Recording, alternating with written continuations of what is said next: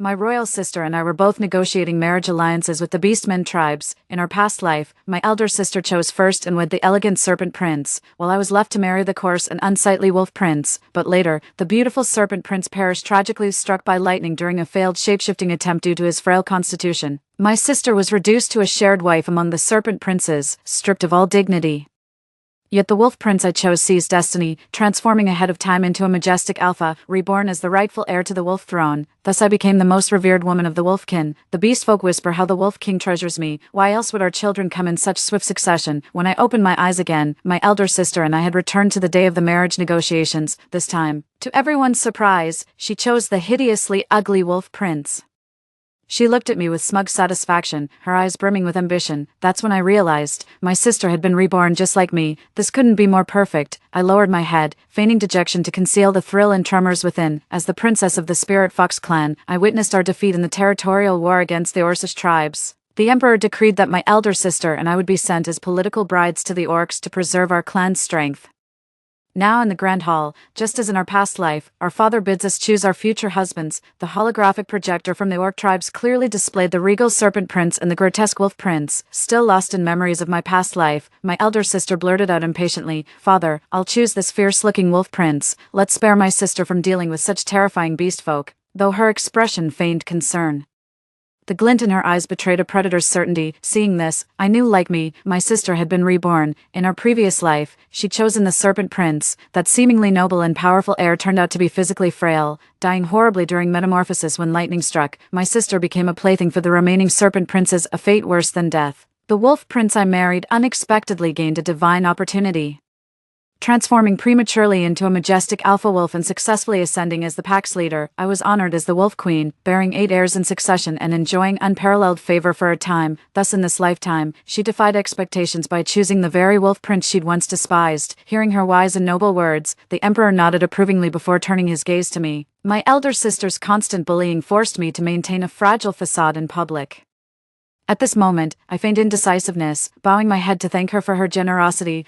Yet in solitude, I trembled with exhilaration. As she passed by, my sister whispered just loud enough for my ears, "Dear sister, the serpent men, well, prize their women. When you go there, your fortune awaits." With a mysterious smile, she walked away from my dazed gaze. Little did she know, I was secretly overjoyed. Days later, Thorn the serpent prince and Garen the wolf prince arrived for the bridal procession, still in half-human forms with bestial lower bodies, their transformation incomplete. The serpent prince stood tall with ethereal beauty, his eyes radiating aristocratic pride. His shimmering silver serpentine lower body gleamed like fish scales, creating an unexpectedly magnificent sight. He acknowledged my choice with a slight nod. Tucking my fox tail away, I obediently approached him.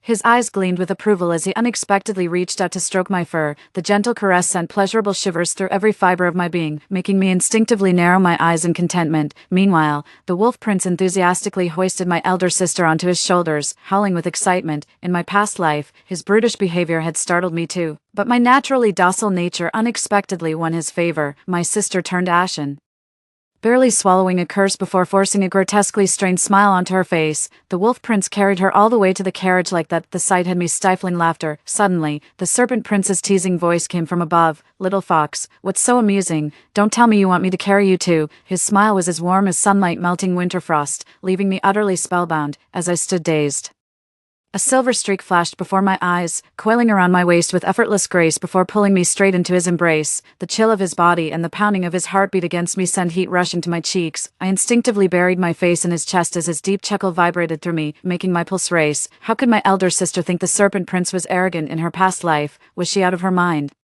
This is clearly my favorite domineering CEO type. My heart's fluttering so hard I'm getting lightheaded. In this dazed state, I let him carry me into the carriage. The carriage was lined with thick fur rugs. As I lay on them, I realized the color oddly matched my tail. Seems my husband has quite a fondness for fluffy things. That's definitely a good sign. I'm already daydreaming about married life. Thorn curled his tail into a coil and settled on the blanket the moment he entered the carriage.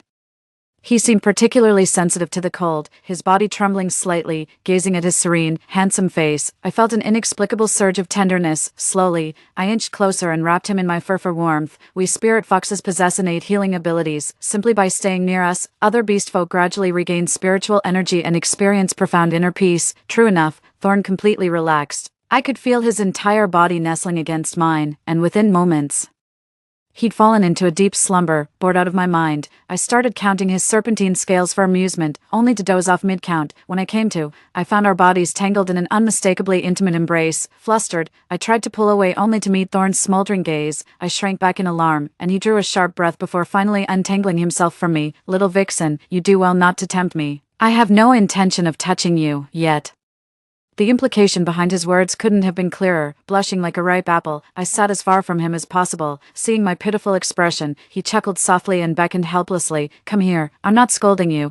I'm protecting you, silly." At his words, I peered up at him with wide, timid eyes before mustering the courage to inch closer. They say dual cultivation greatly enhances spiritual power. Since I've resolved to stand by him through thick and thin this lifetime, retreating isn't an option. Too unexpectedly, he didn't hold me this time. Instead, he let me rest comfortably against his waist while gently stroking my fur. His rhythmic petting felt like a massage, so soothing that I instinctively closed my eyes in contentment. I heard him murmur by my ear, "Strange, when I groom your fur, I feel more energetic and refreshed. Could this be the healing power of your spirit fox lineage?" As I listened to his words, a doubt crept into my mind. Could it be that in our past lives, my sister's failure to enhance his spiritual power led to his failed transformation? If that's the case, it all makes sense now. The Beastman tribe agreed to end the conflict through marriage alliance because they valued our Spirit Fox clan's unique bloodline. Without my sister's help, Thorn stood no chance against the lightning strike. Just then, the carriage came to an abrupt halt. The guards and maids outside announced it was time for the meal, and only then did I realize I was getting hungry. Casting an eager glance at Thorn, he scoffed, as if amused by my lack of restraint, yet promptly gave the order while continuing to stroke my fur. "Prepare some of our signature dishes for the crown princess. Let her savor something special." The food arrived swiftly. Before me lay a freshly roasted rabbit, glistening with oil and wafting an irresistible aroma. I couldn't help but inhale deeply, instantly enchanted. Thorn looked at me with amused affection, stepping forward to wipe my furry paws clean with a cloth before surprisingly slipping a pair of sanitary gloves onto them. "Look at you, little greedy kitten. Do they starve you at home?" He'd hit the nail on the head. Father had been rationing us to just a few wild berries daily to ensure we'd look our best when receiving Thorn and Garen. I watched dumbly as he cleaned my paws, letting out a soft while warmth blossomed in my chest. A meticulous and hygienic man, though a bit domineering, but I adore him. After finishing everything, he said gently, "Go ahead and eat." I swallowed hard and dug in eagerly, having gone half a day without food. I was genuinely starving and abandoned all table manners. Only after finishing did I realize he hadn't eaten. When I asked, he replied indifferently that he wasn't feeling well and would skip it.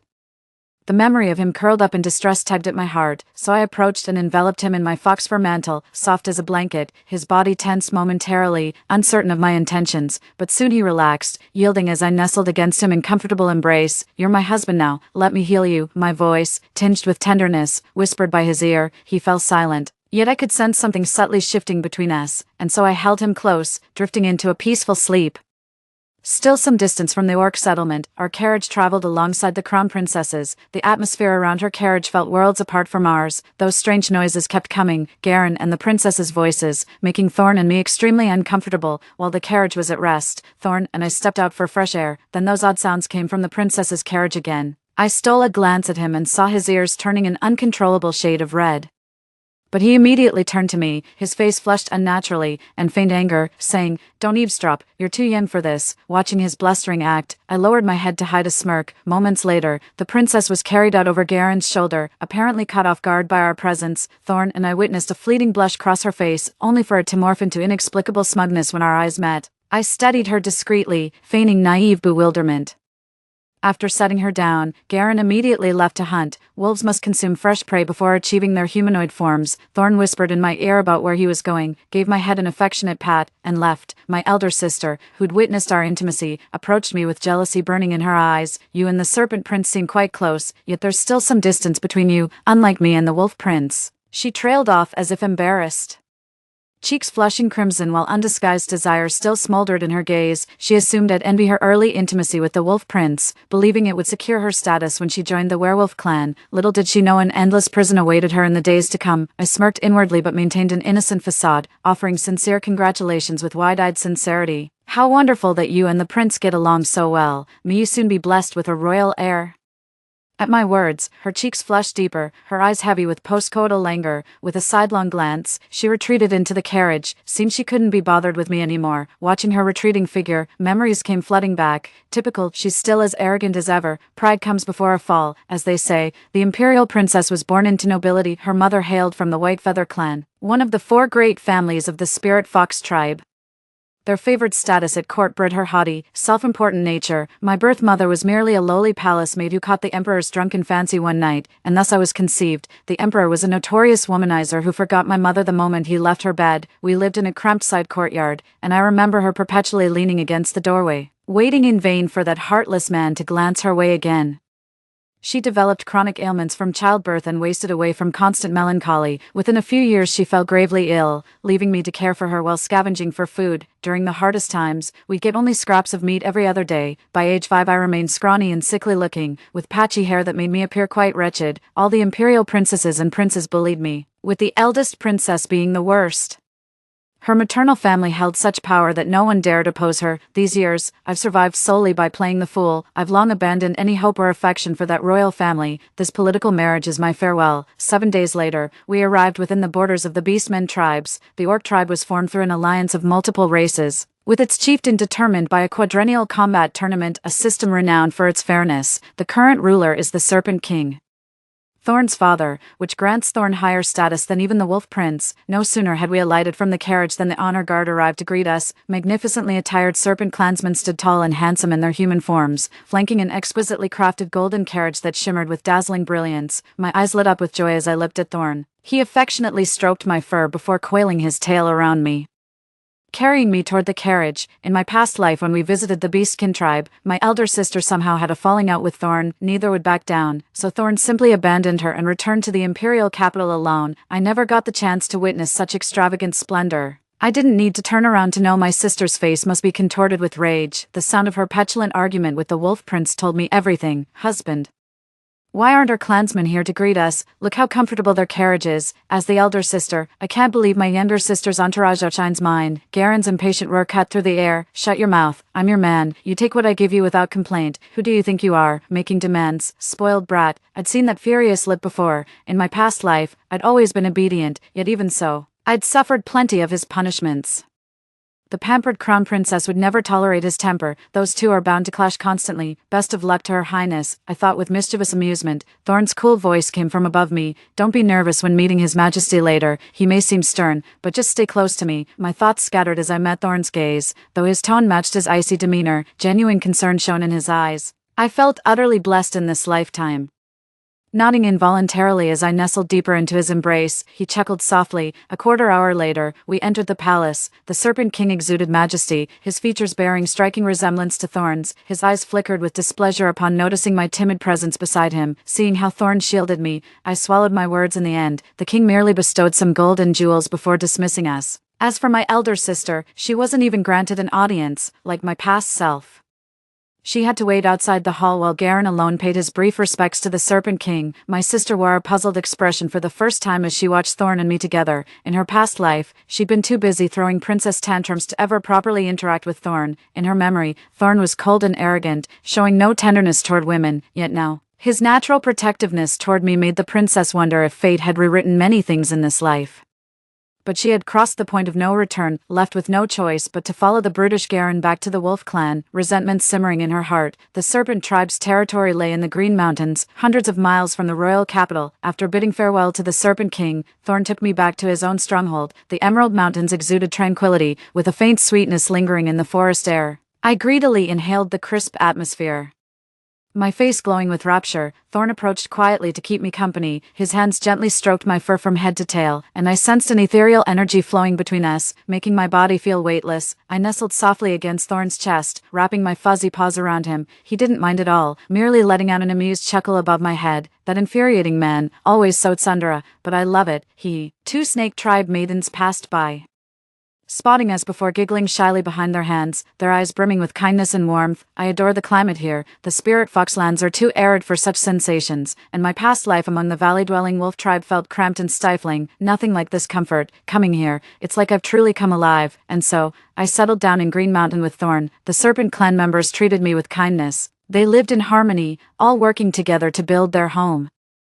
This was exactly the kind of atmosphere I loved. It made me feel completely at ease. Such warmth didn't exist among the wolves. Their society revered violence and authority, where every alpha was chosen through combat. Only the strongest could lead the pack. Bloodshed and sacrifice were inevitable. I tried to dissuade the Wolf King, but he couldn't care less. With my elder sister's haughty temperament, she'd surely regret going. She mistook my numerous past births as proof of the Wolf King's affection. Little did she know it was merely his way of spreading his lineage and consolidating power. Constant childbirth drained me completely. My rapid aging soon made me lose all appeal to the Wolf King. The only reason he kept me as his queen was because our union granted him spiritual power. I never want to relive that unsettling life again. My relationship with Thorn is warm and uncomplicated. He manages all affairs of Green Mountain while maintaining grueling cultivation routines. To earn the Serpent Clan's genuine allegiance, he must complete his metamorphosis before turning 18, yet every day, he would still set aside 2 hours to devote himself entirely to my company. At high noon, we'd often venture into the mountain woods to find a sunlit boulder where dappled light filtered through the leaves. The sun-warmed stone became our napping spot, dry and cozy. He'd meticulously groom my fur, his palms soothing every strand of my fox pelt from head to tail, while I'd channel spiritual energy to him through our shared warmth. Before we knew it, a whole year had slipped by. Thorn and I underwent profound transformations as our spiritual energies became intertwined. Unlike his frail and feeble past life, he grew stronger by the day, his skin glowing with vitality. His spiritual energy increased steadily, nearing the threshold of physical transformation.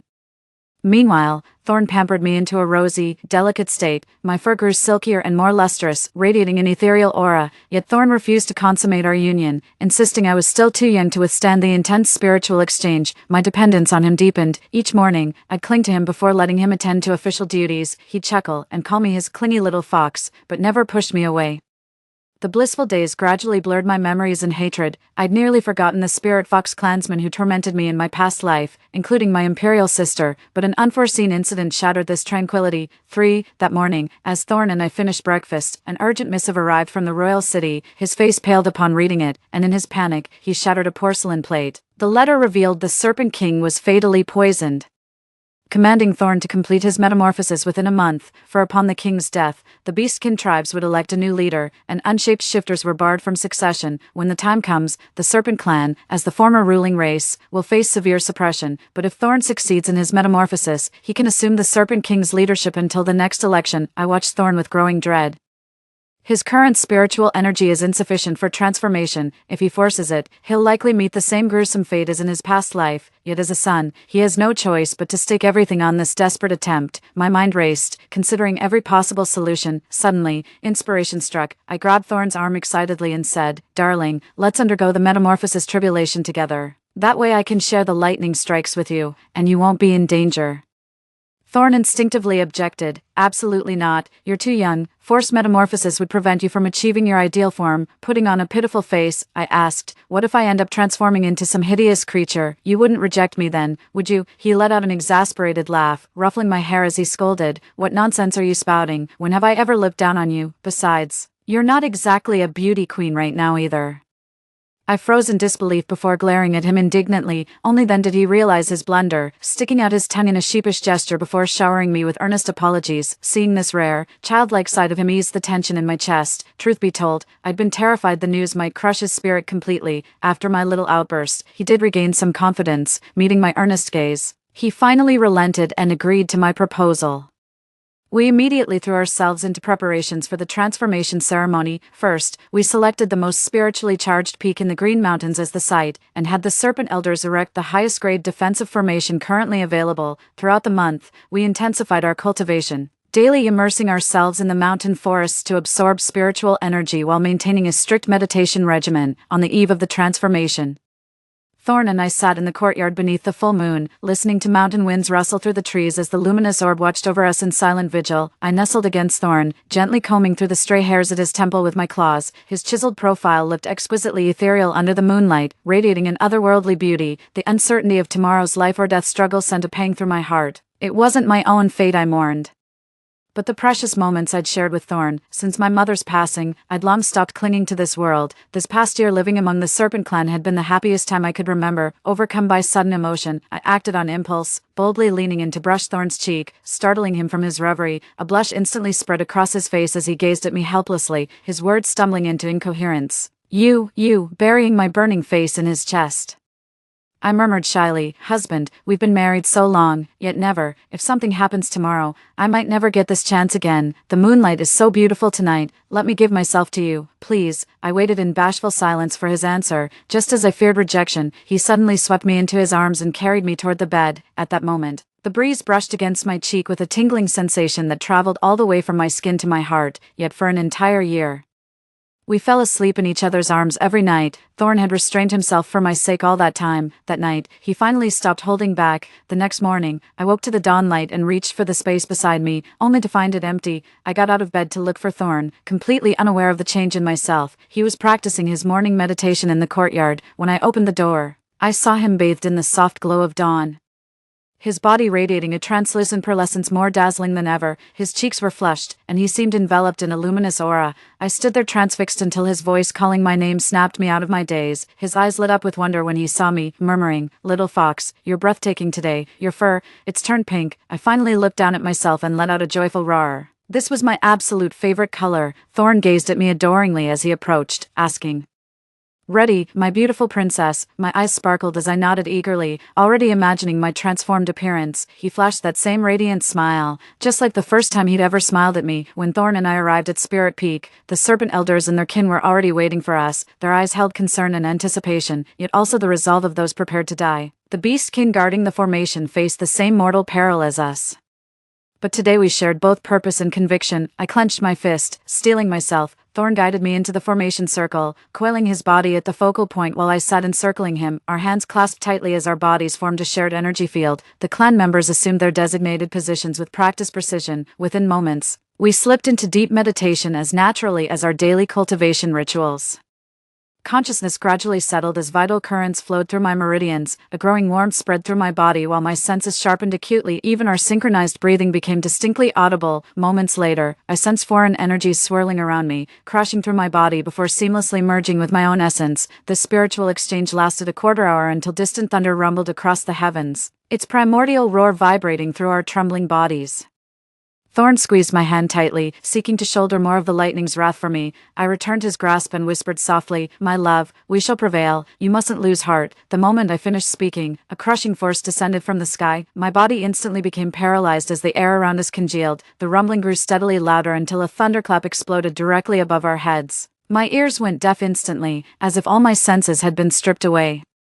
Consciousness began slipping from me, yet I clung to one imperative: I mustn't let go of Thorn's hand. Thorn's grip on my hand was vice-like, his eyes squeezed shut with deep furrows between his brows. Beads of sweat rolled down his forehead as I focused my entire being, channeling every ounce of spiritual energy to support him. My mind became a turbulent storm of fragmented images, each more unsettling than the last. I saw my mother clutching my hand as she lay dying, her sorrowful gaze fixed on me as if longing to speak, yet she drew her last breath with those words forever unspoken. I witnessed the Emperor's perpetual silence and indifference toward me, yet when he turned to my elder sister, his eyes would soften with paternal warmth. I remember my sister leading a group of palace maids and eunuchs to shove me to the ground, screaming that I was an unwanted bastard. I still recall those living death days in the wolf tribe, how the wolf king's eyes burned with nothing but lust and possession whenever they fell upon me. My head was splitting with pain, my body burning as if on fire, an uncontrollable heat surging wildly through my veins. For, just as I felt I couldn't hold on any longer, Thorn's voice whispered in my ear, "Little fox, steady your mind. Don't let those visions shake you. Endure this, and we succeed." My consciousness suddenly cleared. Gathering my focus, I braced against the lightning strike. Just as the most crushing bolt descended, my body shattered like glass, gone numb beyond feeling, even Thorn's presence fading from my awareness. But soon, a surge of chi erupted from within, flooding every limb with scorching energy. It coursed through my meridians like liquid fire before dissolving into a soothing warmth, my entire being absorbed. Suddenly, gasps erupted around me. With great effort, I wrestled my consciousness free and opened my eyes. The sight before me stunned me. The defensive formation had dissipated. The lightning-stricken vegetation on the mountain slopes was rapidly regenerating, while an overwhelming spiritual energy saturated every inch of the land. Thorn before me had fully assumed human form. His silver tail had vanished, replaced by a lustrous silver brocade robe that radiated vibrant vitality. His eyes fluttered open, and upon seeing me, he rushed forward in joy, crushing me in an embrace. Thank the heavens, he whispered against my ear, voice thick with emotion. We made it, little fox. I was so afraid I'd never see you again. When he seemed calmer, I rushed to the riverside in excitement, eager to see my transformed appearance. The rippling water reflected a lovely maiden in pink robes with delicate features. I gazed at my reflection in delighted wonder, admiring myself by the shore for the longest time, seeing my joy. Thorn and the clansfolk all broke into warm laughter. That day, the entire mountainside was filled with pure happiness and bliss, but joy was fleeting, for we soon faced a grim reality. The Serpent King was likely dying. Thorn and I swiftly packed our belongings and set off for the capital. This time we pushed the caravan to move faster, reaching the capital in 3 days. When I saw the Serpent King again, he was already like a frail old man on the brink of death. Each labored word took him ages to utter. Thorn knelt by his father's bedside, shedding tears of sorrow for the first time. I didn't know what to say, so I simply stayed by his side in silence. The dying Serpent King clung to life just long enough to see his son, closing his eyes for good after settling his final affairs. News of the Orc chieftain's death spread like wildfire through the clans. Some restless tribes that had been plotting rebellion abandoned their schemes upon hearing Thorn had achieved metamorphosis and ascended to a higher realm. 3 days later, the Serpent King was laid to rest, and Thorn rightfully claimed the throne as the new leader of the Orc tribes. I became the Serpent Clan's queen, residing with him in the imperial capital, but things weren't so harmonious with the elder princess. Intermittent news came from the Wolf clan, for some reason. Garen didn't undergo early transformation in this life as he had in his previous incarnation, and the Imperial sister failed to bear his child successfully. Rumor has it that after becoming pregnant, the Imperial sister suffered extreme reactions. She couldn't keep food down and developed strange rashes. Convinced the child was ill-omened, she secretly took abortifacients and miscarried. Enraged upon learning this, Garen never approached the Imperial sister again.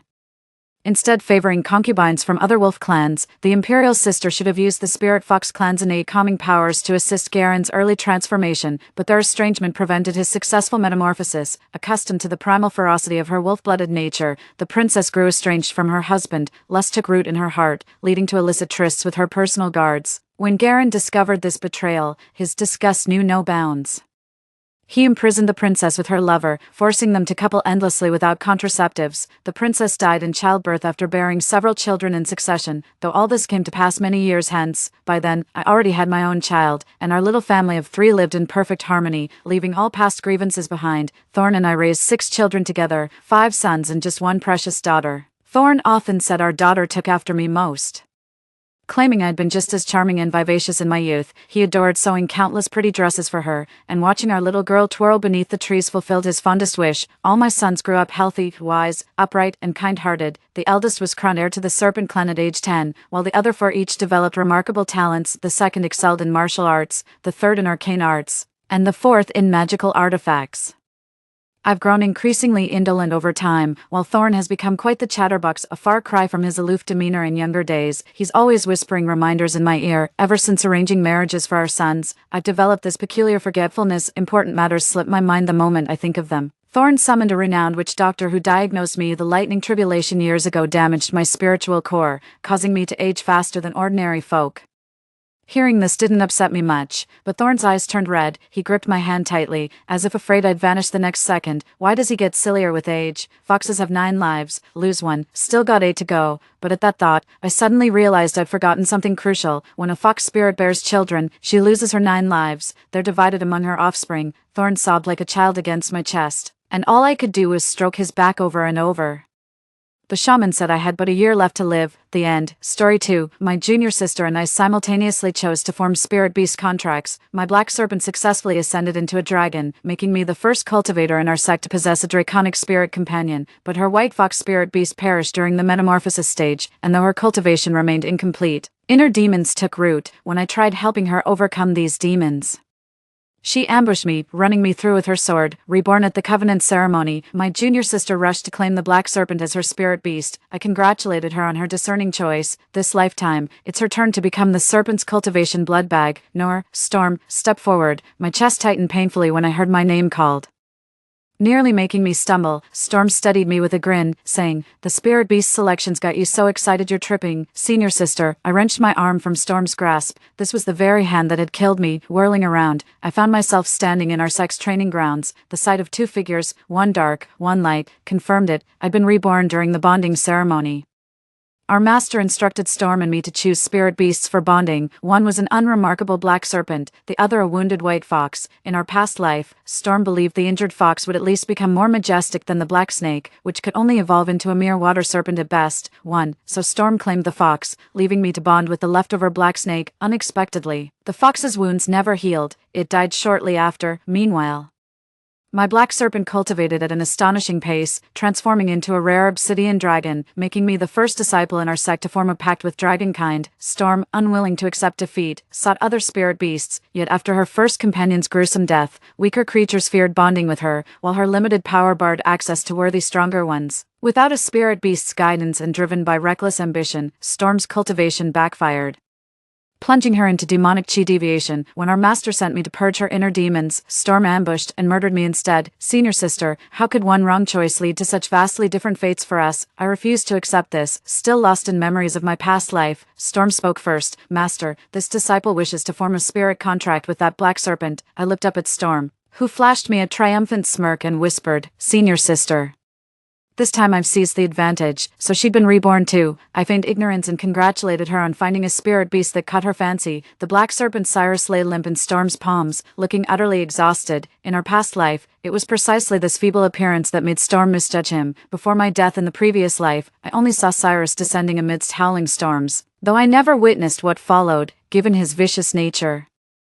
He surely painted the land red with blood. This time around, I'm grateful Storm claimed him first, sparing me from forming a contract with Cyrus and becoming mere fuel for his draconic ascension. Storm had no idea what awaited her. Glancing at the motionless white fox, she remarked, Senior sister, your fox doesn't look well. You'd better take good care of it. If it dies, you'll lose your spirit beast. I stepped forward to pick up the fox, but it unexpectedly scratched my hand, drawing blood instantly. Seeing this, Storm grew even more smug. Feigning concern, she asked, Master, what should we do if Senior Sister's spirit beast rejects her? When a spirit beast refuses to acknowledge its master, it usually means the cultivator lacks sufficient strength. Even the beast finds them unworthy. For practitioners, this is a humiliating disgrace. In her past life, Storm also suffered a swipe from the white fox, which humiliated her before the entire sect. She locked the fox in a cage, denying it food, water, or medical treatment, claiming she'd break its pride, yet its wounds festered, and within a month, the creature perished. My master watched me with concern, but I shrugged it off, ignoring the fox's struggles. I grabbed it by the scruff and hauled it up. The fox thrashed in fury before swiftly losing consciousness. I laid the white fox on the bed, its tail broken halfway with the wound already festering. As I cleaned its wound, it suddenly woke up and instinctively swiped at me with its claws before understanding the situation. After I bandaged its wound while holding it down, it immediately dragged its tail to huddle in the bed corner, growling at me with visible fury. Seeing its reaction, I had no choice but to leave the room to give it space. I sat meditating in the courtyard, pondering what course to take. In my past life, Cyrus served as my spirit beast, a glamorous facade. While he successfully transformed into a dragon, my cultivation never progressed. This lifetime's spirit beast arrived wounded. Healing him would consume precious time, and his rejection of me makes rapid cultivation progress through our bond impossible. As dawn's first light touched the earth, I resolved to rely solely on my own relentless effort. As I pushed the door open, the white fox curled up on the bed instantly startled awake, eyeing me warily, too. Seeing fresh blood seeping from his tail wound, I forced several precious medicinal pills down his throat despite his struggles. I reassured him, I understand you never wanted this bond. Once you've recovered, we'll break the contract and you'll be free to go. The fox whimpered skeptically, his distrustful whines dripping with stubborn defiance. Can't you speak properly? I can't make sense of your gibberish. The white fox glared at me with deeply offended eyes, refusing to even make a sound.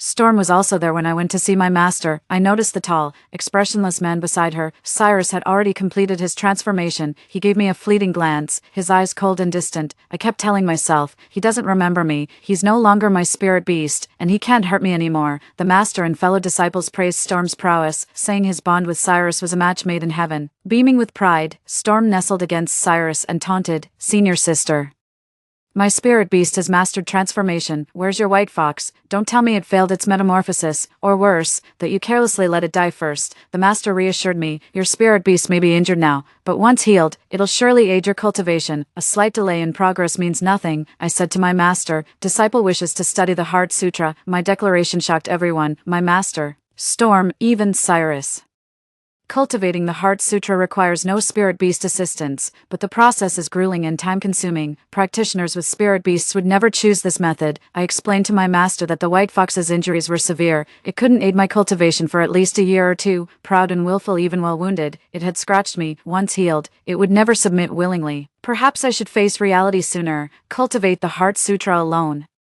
then sever our contract once his wounds heal. Storm sneered. Senior sister, are you admitting you can't even tame a half-dead fox? Storm clung to Cyrus's arm, her gaze brimming with provocation and smugness. Her gloating made it clear she'd lost all reason. She completely missed how Cyrus's eyes lacked the trusting devotion other spirit beasts showed. Just before leaving, Cyrus suddenly turned and gave me a lingering glance. I couldn't fathom why he looked at me that way, so I pretended not to notice. After my master passed the Heart Sutra to me, I resolved to first heal the white fox before entering seclusion for cultivation. The Shoyang Mountain grows millennium-old Solomon's seal, renowned for healing wounds and prolonging life, though vicious beasts guard its surroundings. Fellow disciples who returned from herb gathering described the demonic beast as a giant earth dragon that lurks underground, ambushing and devouring unsuspecting herb seekers.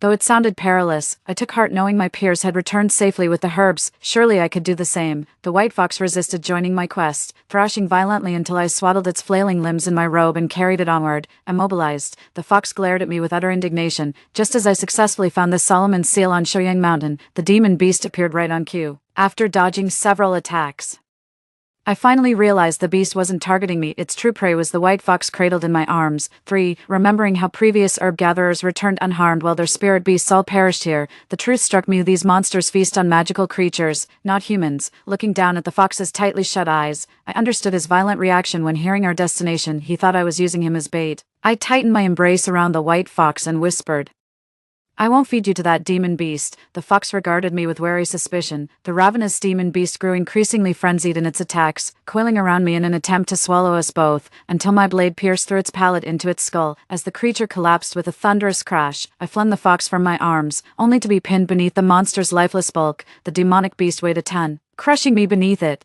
My legs must be broken. I couldn't crawl free, and my vision was fading fast. Before blacking out, I saw the white fox digging up golden root with its paws, devouring it ravenously, completely indifferent to my paralyzed state. When I came to, I was still pinned under the beast. A piece of golden root lay within reach, but the white fox was nowhere in sight. My legs throbbed with pain as I gnawed on the golden root, desperately plotting my escape. Just as I finished eating, 2 more pieces of Solomon's seal fell from above. Looking up, I saw the white fox perched atop the demon beast's head. I gasped in surprise. You didn't leave. The white fox leaped to my side and nudged the Solomon's seal toward my hand, urging me to eat. The Solomon's seal worked wonders. The pain in my leg faded almost instantly. With great effort, I crawled up from under the demon beast's corpse and scooped the white fox into my arms, noticing his wounds had healed except for a pinky-length stub of a severed tail.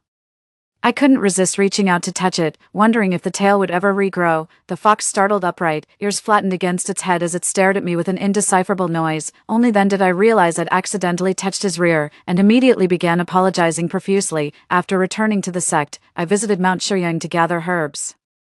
Fellow disciples who'd lost their spirit beasts grew uneasy when they saw me not only bring back the white fox but also heal its injuries. I pretended complete ignorance, claiming I'd merely fought off a demonic beast attack, though not without difficulty, and successfully slain it. I carefully avoided mentioning the beast's consumption of spirit creatures. Storm scoffed dismissively. What's the point of healing it? Still just a tailless fox. Though only a few days had passed, Storm appeared noticeably paler and weaker. I couldn't be bothered with her, but as I passed by, the white fox in my arms suddenly pounced, leaving bloody scratches across her face with its claws. I yanked the fox back into my arms and spoke before Storm could complain. Junior sister, this fox has always been proud. Why provoke him for no reason? Furious, Storm demanded Cyrus teach me and the fox a lesson. When Cyrus approached me, I instinctively stepped back, a reaction that only fueled Storm's smug satisfaction. I warned Cyrus to back off, and the white fox in my arms seemed to sense my tension, letting out a threatening growl. Cyrus simply smirked, placing his hand on my wrist, his fingers tracing suggestive circles on my skin. His fingers were ice cold, slithering across my skin like a serpent's tongue.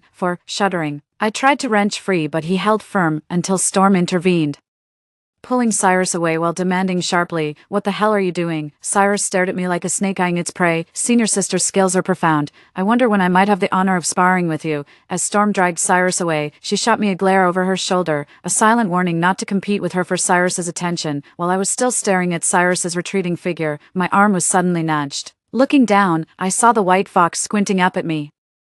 He growled twice, but I couldn't understand, my mind preoccupied with Cyrus's ambiguous attitude. I found my gaze drifting back to his silhouette. A sharp pain shot through my arm as the white fox unexpectedly bared its claws at me. I couldn't understand what had provoked it, but guessed it might still be upset about Storm mocking its bald tail. Trying to comfort it, I said, / you'll recover for sure. Even if the tail doesn't grow back, you'll still be the most beautiful fox in our sect, / Only then did it show a somewhat satisfied expression and retract its sharp claws. Now that the white fox had grown strong enough to avoid premature death, I began practicing my heart sutra. The white fox showed no interest in cultivation, content to simply curl up beside me day and night without causing any disturbance. After 6 months of secluded practice with the 13-layered heart sutra, I'd only reached the second layer. Feeling disheartened, my master reassured me that even he would likely still be on the first layer after half a year of cultivation. I hadn't seen Storm in all these months. When she burst in unexpectedly, she looked a full decade older. She came searching for Cyrus. I asked why she thought her spirit beast would be at my place. Storm remained silent. After failing to find Cyrus here, she didn't leave immediately. She mocked me for stubbornly practicing mental cultivation despite having spirit beasts to rely on. I told her cultivation is meant to strengthen oneself. If one isn't willing to endure hardship, they shouldn't have chosen this path to begin with. But Storm took it as me mocking her lack of dedication and flew into a rage. I detected anxiety in her words. She was genuinely worried about keeping up with Cyrus's rapid progress. After Storm left, I resumed my training. Something coiled around my waist. When I opened my eyes, the white fox was gone. Instead, Cyrus had wrapped his serpent tail around me. Cyrus stared at me and demanded, "I'm clearly stronger than that fox, why won't you choose me?" For a moment, I thought Cyrus had reincarnated with memories of his past life. He released me, shifting into human form the instant his feet touched the ground. Leaning closer, he whispered, "Our cultivation levels are perfectly matched, why refuse me? Dual cultivation with me would bring you more pleasure and progress than your solitary meditation."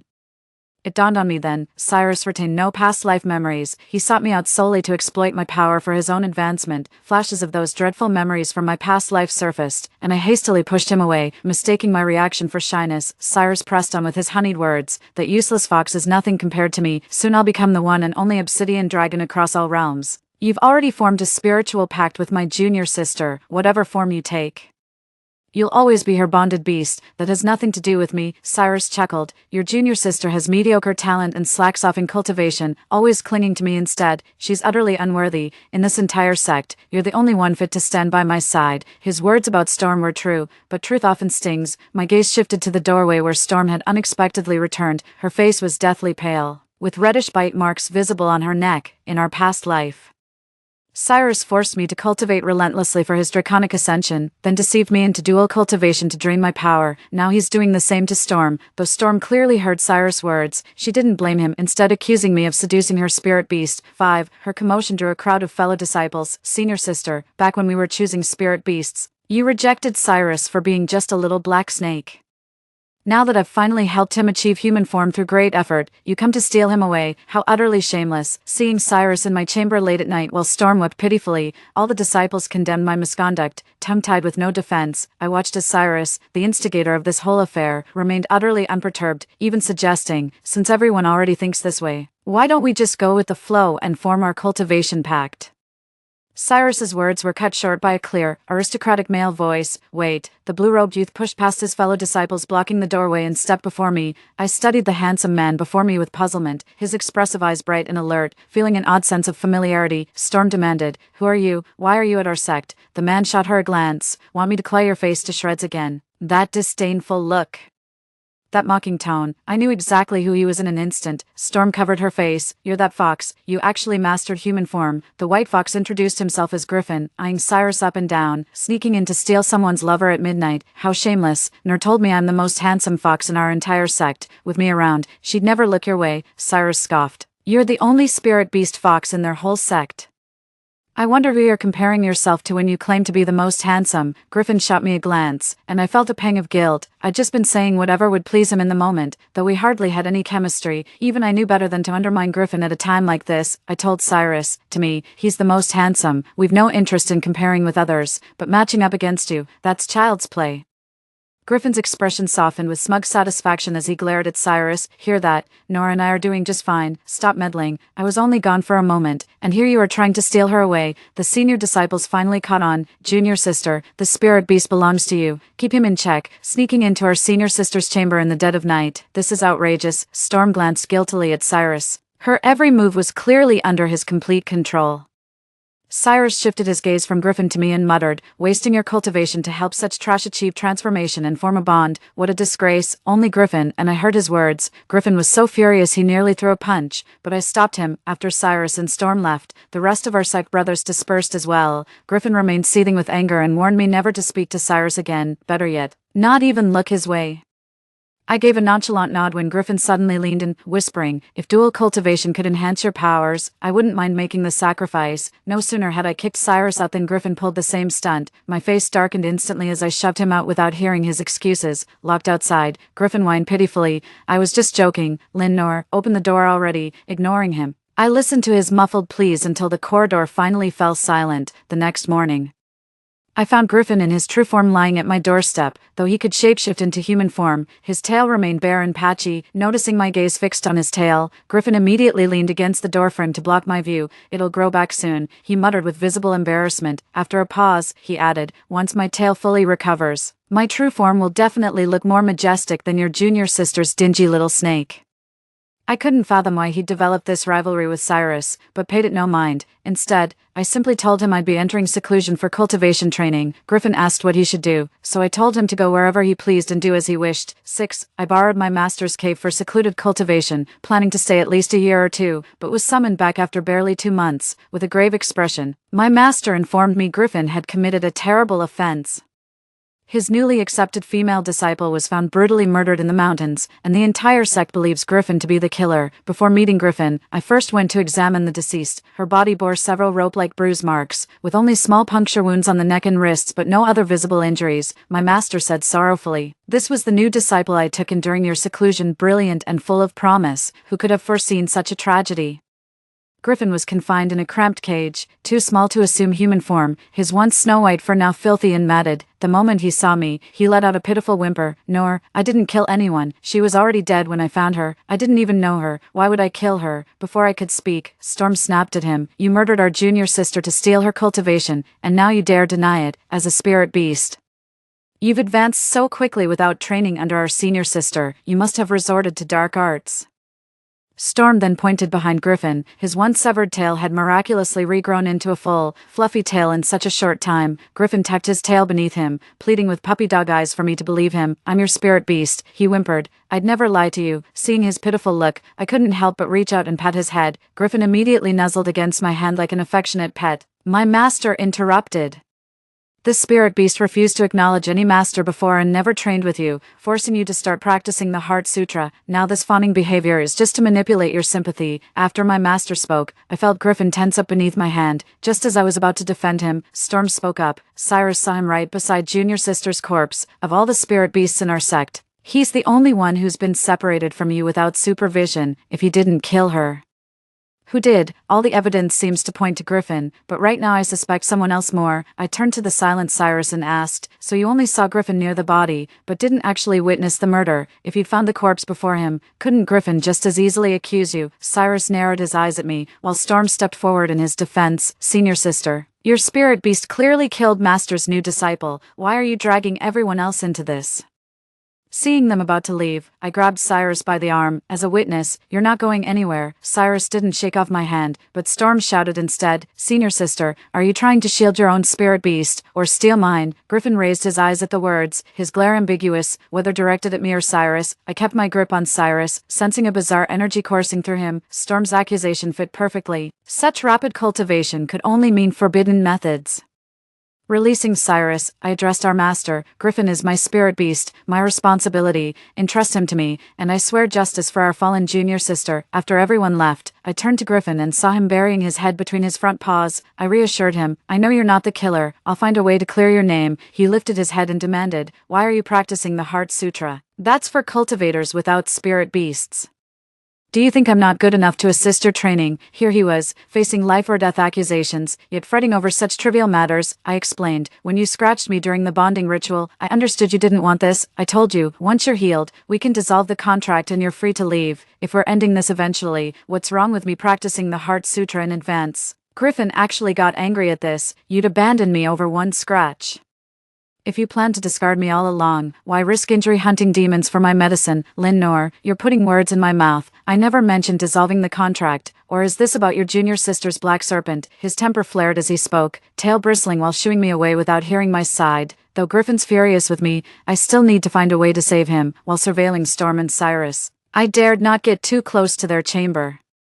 When I heard Storm's screams and pleas for mercy, I nearly fled. Soon those cries turned into moans before fading into silence. Cyrus did the same to me once, luring me with promises of mutual cultivation benefits that only ever served his own advancement. By the time I realized the deception, Cyrus had far surpassed my cultivation. He threatened to harvest our entire sect for his practice if I ever revealed the truth or broke our pact. My cultivation surpasses Storm's in our past life. Cyrus only needed to refine me to successfully ascend as a dragon, unlike this lifetime where he's draining others' cultivation. If he truly wishes to hasten his draconic ascension, he'll never stop at this. I've been eavesdropping for days but found no leads whatsoever. 2 horns have already sprouted on Cyrus' head, and Storm keeps gloating about it to me. I warned her that Cyrus's transformation was fueled by others' cultivation and flesh. She should be wary of him. Storm didn't believe me, thinking I was just jealous instead. 7. It wasn't until our master scolded her for her severe decline in cultivation that she finally listened, somewhat. Our master cautioned her, when the power gap between a cultivator and their spirit beast grows too wide, the cultivator risks backlash. If she couldn't match Cyrus's growth, breaking the contract would be wiser. Storm protested unwillingly. Master, I'll work hard to catch up with Cyrus. Besides, he'd never let anything happen to me. Seeing her face glow with trust and tenderness at Cyrus' mention, I asked in bewilderment, why do you trust him so completely? Storm locked eyes with me, because I've witnessed the thunderous wrath he unleashes when avenging those he cares about. Then I understood, in her past life, after Storm killed me, Cyrus slaughtered her and countless innocents in retribution. To Storm, this was proof of Cyrus valuing me, and in this life, as his bonded partner, Cyrus would cherish her just as he had cherished me in the past. Ridiculous. He simply disregards human life. Killing comes effortlessly to him. This was vengeance, pure and simple. Where's the proof of his regard? And what good would his favor even bring you? I pointed at Storm's throat. The only one he truly values is himself. To him, you're just a tool for cultivation. Naturally, Storm didn't believe a word I said. I faintly heard a gust of wind and looked up just in time to see the massive form of Cyrus soaring overhead. Though not yet fully transformed into a dragon, his horns and claws already bore draconic features. Storm gazed obsessively at Cyrus. You're only saying this to drive a wedge between me and Cyrus. You're just jealous that my spirit beast is nearing dragonhood while you have nothing. I had no heart to persuade Storm further, only wondering how Cyrus's cultivation could progress so rapidly. Griffin was still furious. The moment he saw me, he immediately turned his back and started whipping the cage bars with his tail. But when he heard me mention going down the mountain, his anger vanished. He looked at me anxiously. Why are you leaving? Are you really trying to abandon me? Linor, I've been obediently staying in this tiny cage just to spare you trouble, otherwise I would've. Without waiting for Griffin to finish complaining, I reached into the cage to stroke his head. Griffin arched his back, torn between resistance and affection. What are you doing? Don't think a few pats will make me forgive your irresponsibility. I went down the mountain to find evidence to clear your name. Stay put and wait for my return. Griffin finally softened his stance, nuzzling my hand of his own accord. I left the sect and spent over half a month traveling before returning. I reported my findings to the master. I visited the nearest sects as planned, just as I suspected. Several deaths occurred recently with identical markings to junior sister's wounds, proof it's the same perpetrator. Here are signed letters from the respective sect leaders and elders corroborating my claims. When I handed the letters to my master, I noticed he didn't open them immediately. His expression clouded with concern. I pressed on. Master, 2 murders occurred while Griffin was imprisoned. This proves his innocence. Could we release him now? My master sighed. Griffin collapsed inexplicably after you left the mountain. Since he's innocent, take him home and tend to him. I never expected this. When I saw Griffin, he lay motionless in the cage, his fur dull and lifeless. I cradled him in my arms, his breathing steady with no visible injuries, the master said. We've examined him but can't determine the cause. Since you've formed a pact with him, try to rouse him. I laid Griffin on the bed and placed my hand against his forehead. Closing my eyes, I sensed a faint thread connecting us in the darkness. As my focus deepened, this bond grew more tangible and distinct in my consciousness. It suddenly struck me that continuing like this would only strengthen the bond between Griffin and me, making our eventual separation more painful and difficult. As I hesitated, the invisible thread in my consciousness suddenly tensed, as if someone at the other end had given it a sharp tug. I turned to Griffin and saw he'd already opened his eyes, perched on the bed with his tail curled around himself. He deliberately adopted a haughty tone. "Since you're willing to maintain our contract voluntarily, don't you dare mention dissolving it again." When I asked Griffin why he'd fainted, I noticed him avoiding eye contact. "How should I know?" he muttered. "Probably from being cooped up in that tiny cage. My body couldn't adjust." His excuse sounded fishy. Just as I pressed for answers, he cut me off. "Our pact is unbreakable. Don't even think about ditching me. That's downright irresponsible." Griffin's eyes gleamed like polished amber, and suddenly I felt like a fly caught in his web. I opened my mouth to question him, but Griffin suddenly arched his back, gaze locked warily on something behind me.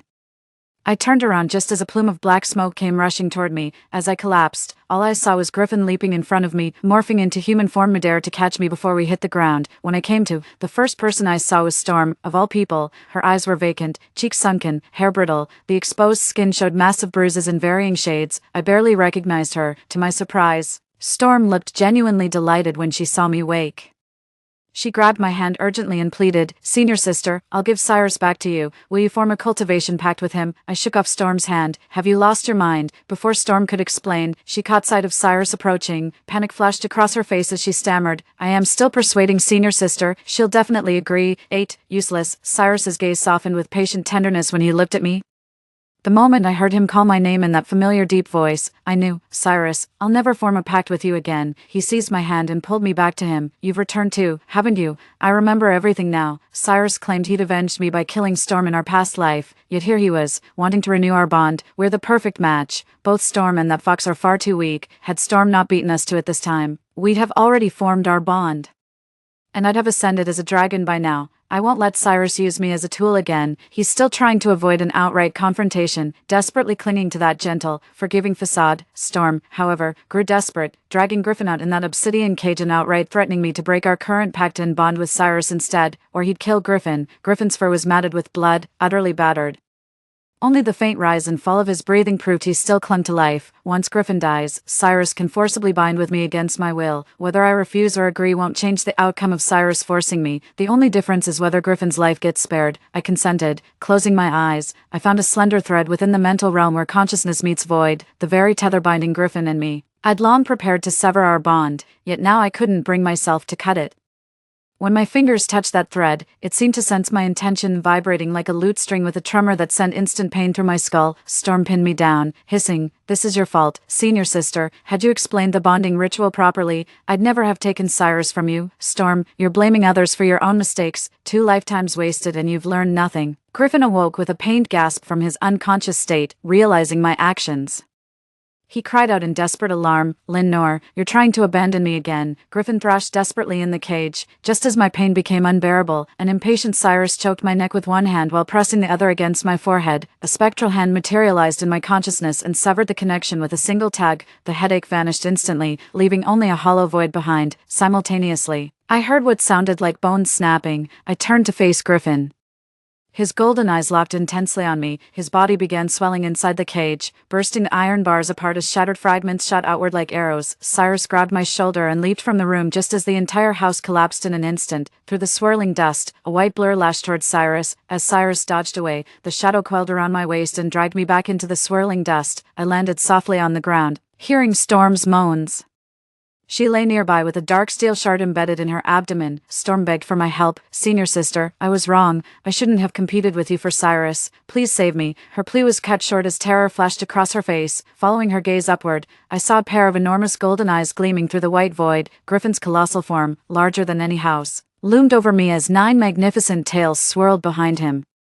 Legend spoke of the 9-tailed divine fox in Qingqiu. Now witnessing Griffin's true form, I understood those tales were real. Storm's expression shifted from shock to regret before erupting into a bitter scream. "You're Qingqiu's 9-tailed fox. Had I known, I would have chosen you. Tended your wounds properly. Why do I keep making the wrong choice lifetime after lifetime? Why?" Ignoring the distraught Storm, Griffin looked down at me. Before he could speak, Cyrus' draconic tail suddenly lashed out. This time it was Griffin who carried me to safety in his jaws. After setting me down, he charged toward Cyrus midair. 9, dragon and fox, black against white, clashed amidst the clouds. Moments later, Cyrus plummeted from the sky and crashed heavily onto the ground. His dragon horns were broken, making him look less like a true dragon and more like a mere serpent, drenched in blood.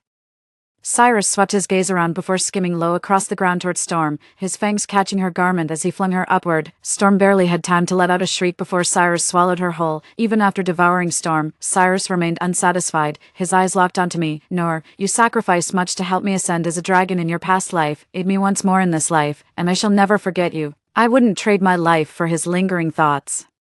I turned and ran toward Griffin, taking cover behind him, realizing he was no match for Griffin. Cyrus fled in the opposite direction, only for Griffin's multiple tails to suddenly elongate and ensnare him. All I heard was Cyrus' agonized roar before his body was gruesomely torn apart by the constricting tails. I found Storm's corpse covered in filth, her eyes wide open in eternal unrest. After living through 2 lifetimes, she still met this bitter end.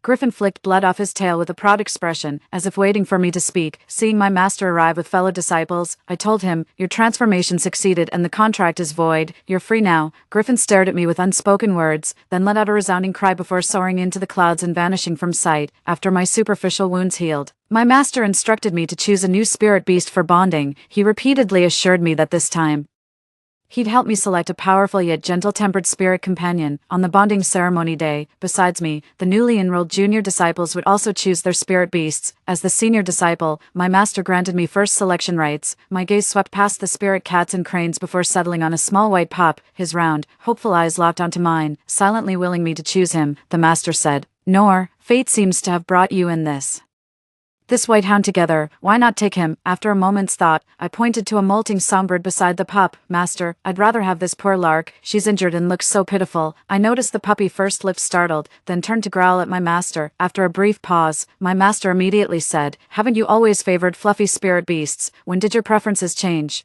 Can't you see you share a special bond with this white hound? Despite my master's persistent recommendation of the white hound, I firmly chose the colorful finch, already cradling her in my hands to reassure, don't worry, I'll definitely heal you and make you beautiful again. I glanced at the white hound, who was nibbling its tail tip while gazing at me longingly, and added, after all, I have plenty of experience raising spirit beasts with scruffy tails. The colorful finch was now staring nervously at the white hound, trembling in my palm without daring to chirp. Just as I stubbornly prepared to form a pact with the finch, the white hound suddenly transformed into a massive white fox. Griffin glared at me. Noor, you've got peculiar tastes, got a thing for tailless creatures. Should have gnawed my own tail off before coming to find you. Setting the finch down, I asked why he'd returned. Griffin put on a tough act. I never agreed to sever our contract. He materialized in human form, glaring at me with arrogant defiance as if demanding, why aren't you choosing me already? But as my silence lingered, nervousness crept into his demeanor, his gaze now carrying the subtle plea of a fishing hook's gentle tug. I tilted my head and commanded, change back. Griffin froze, change back. I do prefer my spirit beast Fluffy. Griffin's expression shifted from surprise to amusement. Where are your eyes? You'd rather admire fur than this dashing figure of mine. Despite his grumbling, he transformed into a snow-white fox and leaped into my arms. As Griffin wrapped his fluffy white tail around my wrist, I felt the bond between us rekindle. Story 2, my cousin and I bound the apocalyptic transmigration system at the same time. In my previous life, I chose the genre of stockpiling goods and farming in the apocalypse, while she chose the genre of the innocent and pampered heroine. I managed to have enough food and clothing and made a fortune in the apocalypse by farming. However, she was abandoned by the powerful figure and thrown into the zombie horde, and was surrounded and eaten by zombies until she died. Given a chance to live again, she chose the genre of stockpiling goods and farming in the apocalypse one step ahead of me, but the reason why I can farm well is that I'm an agriculture major. 1. When the apocalypse arrived, my aunt was visiting our home with my cousin. I have to say, a woman still needs to take good care of herself. Look at your Gabriella. Why is she learning farming? Her little face is sallow. Which man would like that? My aunt was wearing a mink coat, high heels, and a delicate and heavy makeup, she said to my mother with a look of contempt. After a while, she began to brag about her daughter Mila, who was majoring in dance. She had a slender figure, and her little face was as beautiful as a lotus flower emerging from the water. Many wealthy yen masters were chasing after her. Only by taking good care of oneself and marrying a rich man can this be a woman's career. Neither my mother nor I paid attention to her. I was watering the garlic sprouts I had planted on the balcony, and my mother was making soup for me in the kitchen. However, Mila, who was highly praised by my aunt, didn't have her usual look of pride on her face. She bit her lips tightly and looked nervous, seeing that no one was paying attention to her. My aunt was extremely angry but didn't dare to flare up. She was about to leave with my cousin. Mila, what are you still standing there for? Hurry up and leave. Seeing that Mila was standing still, my aunt urged. Mila forced a smile. Mom, you go first. I'll be back later. I was puzzled. In the previous life, she looked down on my mother and me and immediately went downstairs without thinking. Why was she acting so strangely this time? My aunt had just gone downstairs. After a while, she came running back upstairs screaming and locked the door tightly. Ghosts, ghosts. I went up to the window on the balcony and took a look. The zombies were limping downstairs with their twisted postures, covered in blood and unknown stains, looking extremely terrifying. Sure enough, just like in the previous life, the apocalypse had arrived. I silently counted in my heart. 3, 2, 1, a mechanical female voice sounded. Congratulations to the two hosts for obtaining the apocalyptic transmigration system. Please choose from the following 2 books. I choose the genre of stockpiling goods and farming in the apocalypse. Before I could open my mouth, and even before the mechanical female voice could continue the introduction, Mila answered first. My heart skipped a beat. Sure enough, she was also reborn. And she took the lead in choosing the genre of stockpiling goods and farming in the apocalypse that I had chosen in my previous life. 2. In the previous life, when the apocalypse suddenly broke out, the 4 of us were trapped in my 80 square meter small house. Just when we were at a loss, the system suddenly appeared and told Mila and me that we could bind 2 apocalyptic novels at the same time and obtain the luck of the heroines in the novels. Mila rushed to bind the novel about the innocent and pampered heroine, because she heard the system say that by binding this book, her appearance would become even more beautiful and charming, making the powerful figure fall in love with her at first sight, and then it would be all about mindless pampering and sweetness. This coincided with Mila's original intention of trying to get together with a wealthy young master. I didn't care, even if she didn't snatch it. My choice would still be the genre of stockpiling goods and farming in the apocalypse. I wasn't interested in revolving around a man. Seeing that I calmly accepted the genre of stockpiling goods and farming in the apocalypse, Mila gloated and said, sure enough, you're suitable for farming for a lifetime. Not long after, a team of survivors looking for supplies knocked on my door. At first, they didn't want to accept more survivors. After hearing that I had the ability to accelerate planting, they accepted me and were willing to take my mother and me away. However, Mila was delicate and weak, and she also had a difficult mother to serve. The teammates didn't want to take her with them. Helplessly, the halo of the heroine of the innocent and pampered genre that Mila had took effect. The powerful figure leading the team, Thomas, fell in love with her at first sight, despite the opposition of his teammates. He firmly demanded that Mila be taken along. In the previous life, relying on the luck of the heroine of the innocent and pampered genre, Mila did have a good life for a while. Mila had no combat ability, was arrogant in nature, and was picky about food. She wouldn't even touch ordinary food. She only drank unopened bottled mineral water. When encountering zombies, she could only scream and cry, and she treated her teammates like slaves. The teammates were all dissatisfied with her, but because she was Thomas's girlfriend, they didn't dare to show any objection.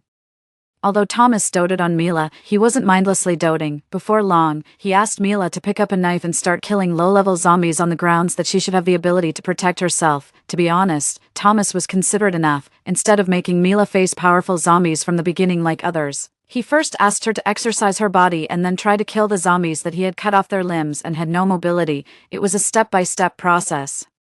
Mila was unwilling to comply. She chose the system of the innocent and pampered heroine just to avoid facing these terrifying monsters. She just wanted to hide behind a man, get whatever she wanted, and be doted on obediently, so she refused in every possible way and wouldn't agree no matter what. But Thomas was also a real person. Mila kept crying and making a scene, and he got annoyed after being troubled by her many times. Before long, he completely abandoned Mila, without Thomas's protection. The people who had been offended by Mila before immediately began to bully her unscrupulously. They poured cold water on her in winter, asked her to eat leftovers, and used her as a punching bag to beat her. In order to survive, Mila could only choose to pick up a weapon and fight against the zombies, but she was weak in strength and timid. She couldn't even kill the lowest level zombies, therefore, she could only have one meal a day and still couldn't get enough to eat. She was sent to keep watch at night and was always sleepy and hungry. Mila suffered a great deal. Before long, she was tortured until she was skin and bones. During an outdoor mission, her teammates who didn't like her pushed her into the zombie horde, and she was eaten alive by the zombies. In contrast, because I chose the genre of farming, when planting crops, I had a built-in acceleration buff. I could stably and quickly provide high-quality vegetables and fruits for the team, and I was treated as the beloved of the team and protected. I not only didn't have to do anything, but I was also given an apartment with the subsidy from the base. I had meat for all 3 meals a day. If I needed anything, I just had to say it, and someone would bring it to me immediately. All the men that Mila had tried to flirt with came to me and competed to recruit me. In the previous life, Almost every time I quickly looked up from the plant observation records. I could see Mila looking disheveled, staring at me with jealous eyes. I always knew that she hated me, but I didn't know the reason why she hated me. Clearly, the path was chosen by herself, and I also gave her the opportunity to make the first choice. Although I didn't like her, I had never bullied her. 3. Why do they let me go and kill the zombies while they don't let you? They hate me so much but take such good care of you. It must be all because you have the luck of the genre of stockpiling goods and farming in the apocalypse, Mila said with deep malice in her eyes, but a proud smile on her lips. This time, it's me who will be protected by the teammates. You can also taste the feeling of being bitten to death by zombies alive. She's crazy, I cursed in my heart. Since Mila had bound the genre of stockpiling goods and farming in the apocalypse in advance, I could only bind the remaining genre of the innocent and pampered heroine. Looking at myself in the mirror, my originally ordinary eyebrows and eyes suddenly became alluring. I seemed to be completely transformed, changing from an ordinary person into a stunning beauty with every step. I didn't say anything, I just silently put on the thick black-rimmed glasses. Although the genre of the innocent and pampered heroine was rather useless, relying on myself, I wasn't unable to survive. My mother looked at me worriedly. Gabriella, are you feeling unwell? I shook my head and gave her a sweet smile. Don't worry, Mom, I'm fine. When my aunt saw how beautiful I became after binding the genre of the innocent and pampered heroine, her eyes widened immediately. She grabbed Mila and complained, why didn't you choose this, choosing that farming thing? We're supposed to live the life of a rich lady.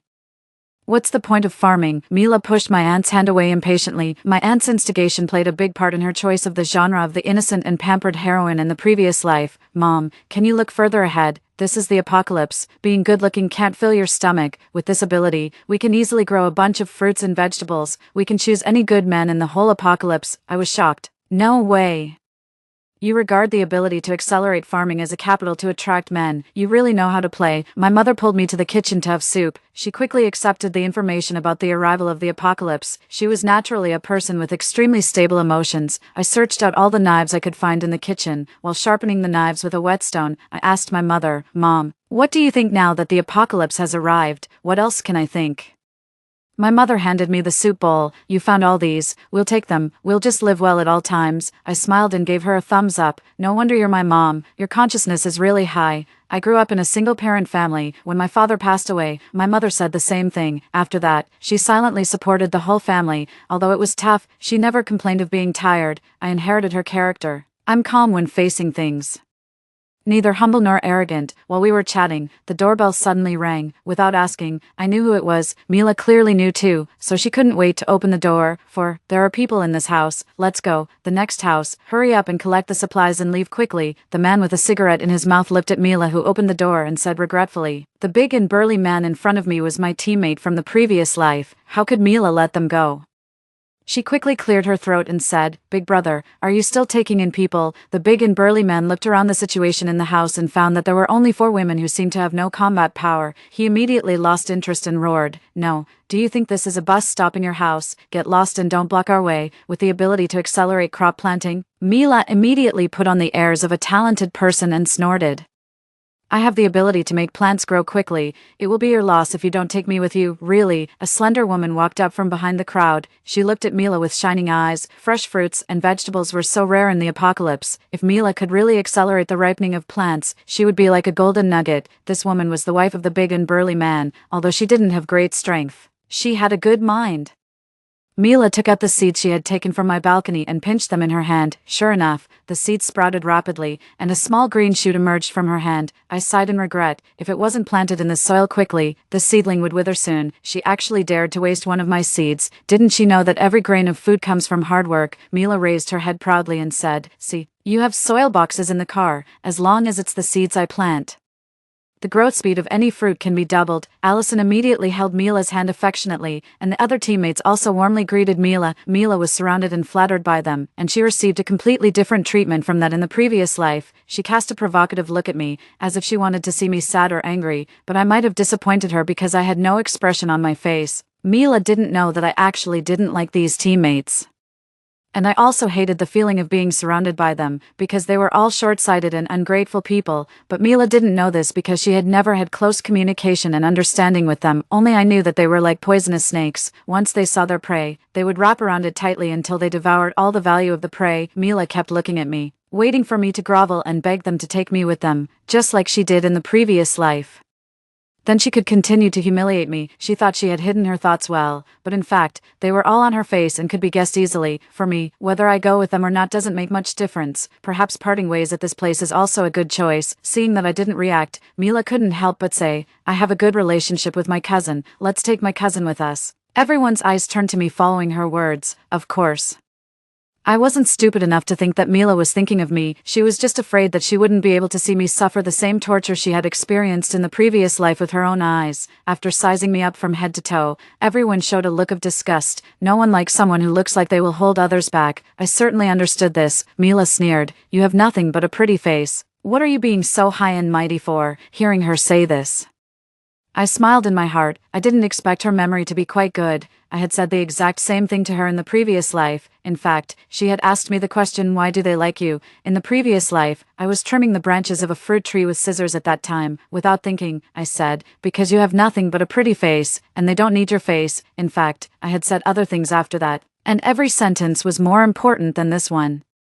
But she seemed to have only remembered this sentence. I suddenly understood, so she thought I was mocking her at that time. 5. Seeing that Mila's attitude towards me wasn't very good, everyone immediately didn't have to scruple Mila's feelings anymore and began to discuss me unscrupulously. So short, with small arms and legs, you're not even enough to fill the gaps between the zombie's teeth. A young man with yellow hair walked out from the crowd. He looked at me up and down with a lecherous look and said with a lascivious smile, this girl is attractive, call us something nice and make a few of us happy tonight. It's not that we can't take you with us, but your mother can't come. Everyone burst into laughter. My mother clenched my hand. I felt the warmth of her palm and knew that she was angry. I gently squeezed her hand to show that I was okay, facing the laughter. I didn't say anything and didn't do anything.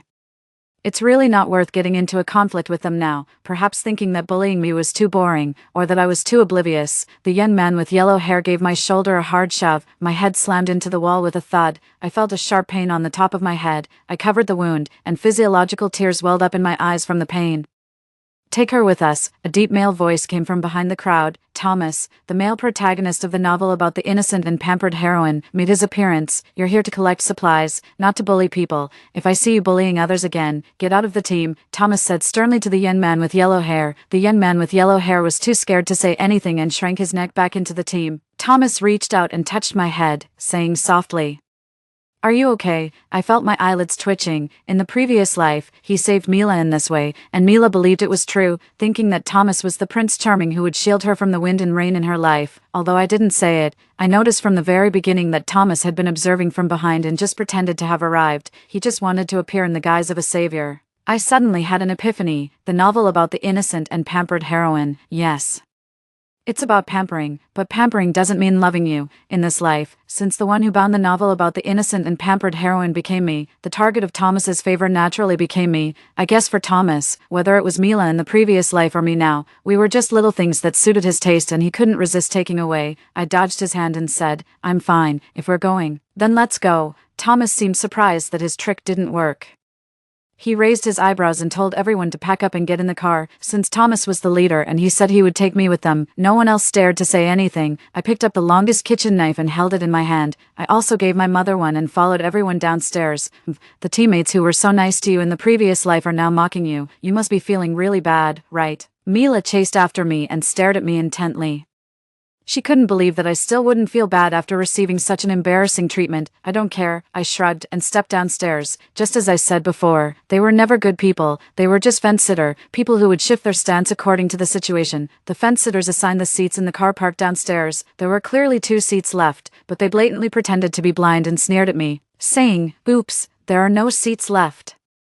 Please take your mother and sit in the trunk. It's better than nothing, isn't it? This scene was the same as in the previous life. However, in the previous life, my aunt didn't want to, and Mila even less so. She pestered Thomas with a lot of coquetry and easily managed to get extra seats arranged. The trunk was filled with various supplies. It would take 3 or 4 hours to drive to the survivor base.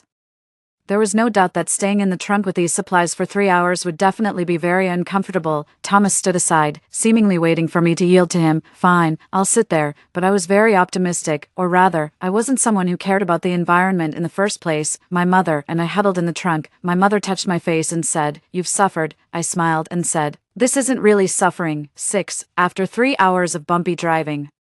The car finally slowly stopped in front of the survivor base surrounded by villages. Thomas seemed to have connections. He said something to the person at the gate, and that person immediately respectfully led us to a bungalow. The bungalow was spacious, with several rooms inside, and there was also an unplowed piece of land next to it. It was still the familiar place, but my identity this time was completely different. I felt a bit emotional. My mother and I were assigned to a small utility room, which was still filled with the previous owner's items. My mother and I cleaned it up for a long time. Fortunately, there was a folding bed in it. We spread out the quilt we found and could barely sleep on it. When I was throwing out the useless things, I saw Thomas standing aside. He was very tall, like a clothes hanger, lazily leaning against the wall and looking at me with interest. I ignored him, and he followed behind me, watching me as I was busy. This man is really difficult to deal with.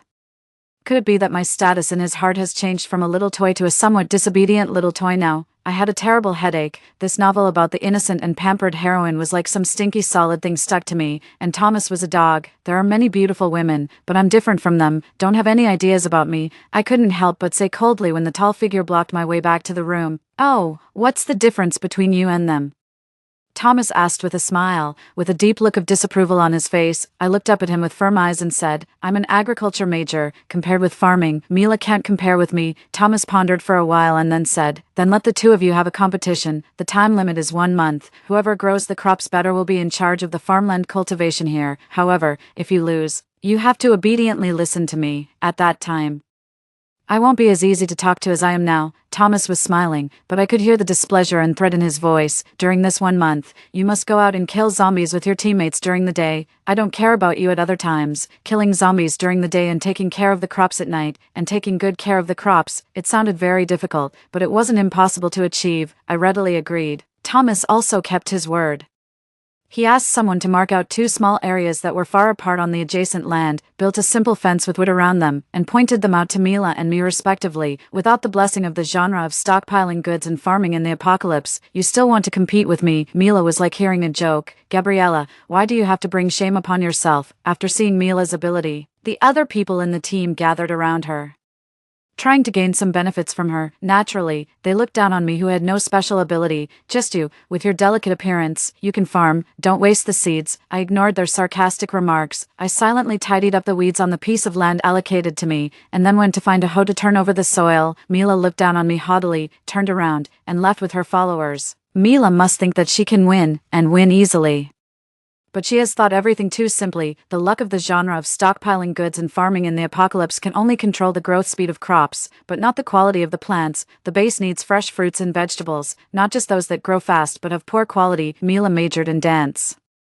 She has never even watered the flowers at home by herself. She hardly knows anything about how to take care of these crops. Maybe in her eyes, it's as simple as sowing the seeds and then watering them every day. For me, who has been working hard in the field every day for my graduation thesis, it would be great if it were really that simple. 7. Thomas gave Mila and me each a pack of fruit radish seeds. I let out a sigh of relief. There are also different varieties of fruit radishes, and the seeds he gave us happened to be the kind that could mature in about a month. If it were other crops, it would be difficult for them to mature within a month. Without the ability to accelerate growth, I naturally couldn't compare with Mila in terms of production speed, and the result of the competition wouldn't be intuitive. However, I didn't rush to sow the seeds. Mila, on the other hand, planted them as soon as she got them. The way she planted them was also very simple and crude.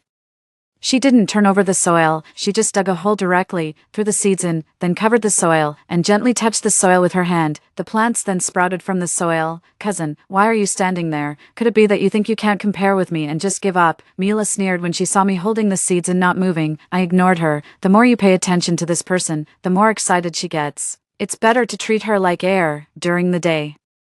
I followed my teammates to collect supplies outside the base early in the morning. Although I lost a lot of weight after binding the novel about the innocent and pampered heroine, I still had my strength. I swung the knife to kill zombies, one with each stroke, quickly and accurately, without any hesitation. It's hilarious. After all, I've been carrying a hoe and a shovel in the field every day. How could my strength be small? However, my teammates still ostracized me. Either they asked me to scout the way, or they asked me to walk alone on other separate paths. For me, I was actually happy to have some peace. As I walked, I picked up some things that looked like they could be used as fertilizer, such as rotten fruits, good stuff, broken eggshells without the cores, worth picking up, and zombie fragments. Well, it could barely be used. My mother was in poor health, but she was good at cooking. She was recruited by the base to cook communal meals. Although this job wasn't easy, it was safe. When I returned to the base, I crushed all the things and mixed them together, sprinkled them on the land as fertilizer, and then sowed the seeds, dragging my tired body back to the room. As soon as I entered, I saw my aunt pulling my mother, with a haughty expression on her face. "Since your Gabriella has become beautiful with that thing, she should hurry up and find a good man, otherwise, it would be a waste of that pretty face. What's the point of farming? Don't always think about being a country bumpkin." My mother had just finished working in the base kitchen. Her hands were red from holding the large spoon. My aunt, relying on Mila's ability, had been treated as an honored guest these days and was living a good life. Looking energetic, this could be considered her special triggered plot. Every time she felt that she was living a good life, she would come to meet my mother. My aunt married a wealthy boss with some spare money because of her somewhat good looks. She benefited from this theory of appearance and liked to promote it everywhere. She had a competitive personality. When she was young, she compared her appearance with my mother's. When she grew up, she compared who married better. When she got old, she compared their daughters. She thought she was living a better life than my mother. So she especially liked to come to my mother every month at a fixed time, put on a superior expression, and show off to my mother in every possible way. She was so diligent in visiting relatives that even the neighbors knew her. Mila learned from her mother. From childhood to adulthood, she had to outdo me in everything. Was it meaningful? My mother and I both thought it wasn't, but they never got tired of it. A few days later, I had just exhausted myself killing several zombies and was lying on the ground gasping for breath. Suddenly, I found several plants with strange appearances in the adjacent field. They were small purple serrated seedlings. They weren't noticeable at first, but the weeds next to them were growing particularly lush. I walked around and found that there were no other factors affecting the uneven growth of the weeds. Then I dug up these seedlings that I had never seen before. I carefully planted these seedlings near my radish seedlings. The next day,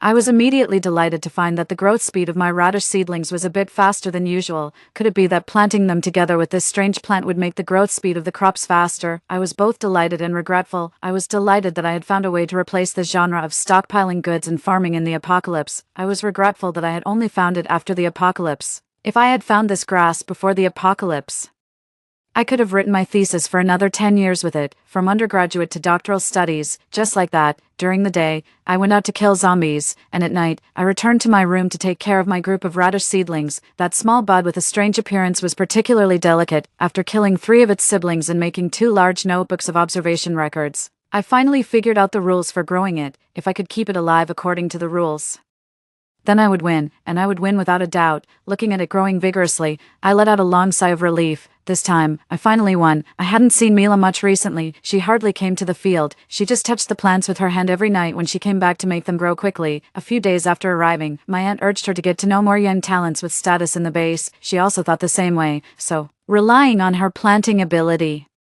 she really got to know several men with status in the base and was busy shuttling between them. She only spent 5 minutes every night touching the radishes to make them grow a little taller. The leaves of her radishes had already grown very tall, twice as tall as the leaves of radishes planted normally. The long radish leaves made the radishes that were exposed also look long. I silently covered the radishes that were exposed from the soil with a layer of soil, before giving everyone a surprise. My big radishes couldn't be discovered. "Is it necessary?" Thomas asked me when he saw me coming out to fetch water and water the land in the middle of the night. What's necessary or not, I didn't want to pay attention to him, so I perfunctorily replied, "I mean, is it necessary for you to work so hard?" Thomas showed an incredulous expression. I knew that he had been observing me these days, but I hadn't looked at him directly. During this period, it wasn't that he hadn't tried to talk to me, but he was even less important to me than a radish in the field. Every time he tried to talk to me, he failed. Clearly, as long as you yield to me, act coquettishly, and be with me, I can give you everything you want. Aren't you working so hard just to have a better life in the apocalypse these days? I had been getting up at 5 in the morning and going to bed at 1 or 2 in the morning. The excessive fatigue every day made me lose a lot of weight. If you asked me if I wasn't suffering, I was, very much so, but I knew that this was only temporary. As long as I got through this period and proved to them that I had value different from ordinary people, I could get rid of this kind of life. I originally wanted to see how long you could endure. I didn't expect you to really be able to endure it. You've endured it for more than half a month like this. Thomas took out a cigarette and lit it, saying slowly, "Hey, I'm not joking. Be with me. It's not just for fun. I'll take you to meet my parents. We'll get married. After we get married, I'll recommend you to the base, and the treatment will definitely be much better than it is now." I was shocked. This person actually regarded marrying him as a reward. Why are you so greedy? I'll farm for you, and I also have to marry you. Open your mouth and let me see if you have teeth, otherwise, why are you so shameless? Thomas was probably treated like this for the first time in his life. Suddenly, his face turned cold with anger, and the pressure around him was so intense that it seemed as if it could crush people to death. But it couldn't crush me. I'm a non-Newtonian fluid. Fine, fine. Thomas was so angry that he laughed. He took a step forward.